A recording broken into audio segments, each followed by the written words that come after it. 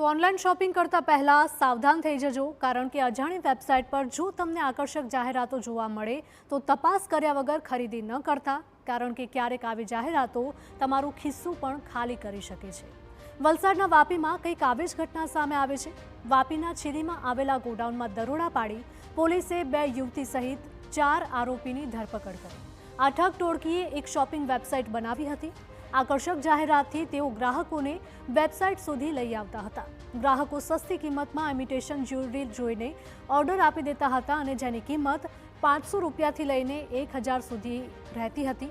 ગ્રાહકો પાસેથી રૂપિયા મેળવ્યા બાદ આરોપીઓ ગ્રાહકને પાર્સલમાં માત્ર પસ્તી અને કપડાના ટુકડા મોકલી દેતા હતા। સામાન્ય રકમની છેતરપિંડી હોવાથી ગ્રાહકો ફરિયાદ કરવાનું પણ ટાળતા હતા। પોલીસે ગોડાઉનમાં દરોડા પાડીને 450થી વધારે પાર્સલ, પ્રિન્ટર અને લેપટોપ સહિતનો મુદ્દામાલ જપ્ત કર્યો છે। ઇમિટેશન જે જ્વેલરી છે એની જે જાહેરાત આ લોકો આપતા હતા એની નજીવી કિંમત 1000 રૂપિયા, 500 રૂપિયા આવી કિંમત હોતી હતી અને એનું જે દેખાવ છે, જે જાહેરાત આપતા હતા એ બહુ આકર્ષક હોય, જેથી ગ્રાહકો લલચાવી જતા હતા અને 1000 રૂપિયાની કિંમતનો ઓર્ડર આપી દેતા હતા।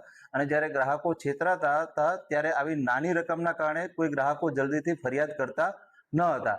પરંતુ આ બાબત જ્યારે ડુંગરા પોલીસના ધ્યાને આવી ત્યારે ડુંગરા પોલીસે પ્રોએક્ટિવ બની અને આ જગ્યાએ રેડ કરેલી છે અને સરકાર તરફે ફરિયાદ દાખલ કરેલી છે અને 4 આરોપીઓની ધરપકડ કરેલી છે।